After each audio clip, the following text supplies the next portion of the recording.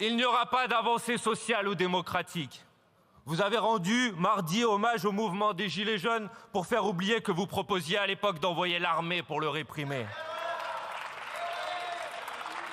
Mais vous continuez à refuser chacune de ces revendications. Pas de coup de pouce pour le SMIC cette année, pas de blocage des prix face à l'inflation, pas de retour de l'impôt de solidarité sur la fortune, pas de référendum d'initiative citoyenne. Vous préférez offrir le cumul des mandats pour les notables plutôt que de nouveaux droits démocratiques pour le peuple. Non, il n'y aura pas de prise de conscience face à la catastrophe du changement climatique et à l'effondrement du vivant.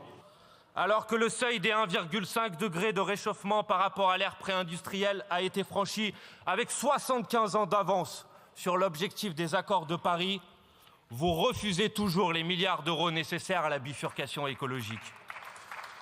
Et monsieur le Premier ministre, ce ne sont pas vos métaphores sur les poireaux qui masqueront la continuité d'une véritable politique de destruction de la biodiversité.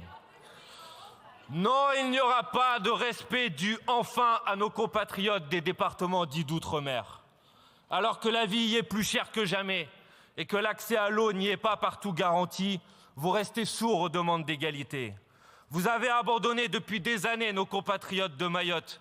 Et quand le gouvernement s'y rend aujourd'hui, c'est pour partir en tournant le dos aux habitants qui demandent des comptes sur la réponse de l'État aux ravages du cyclone Chido.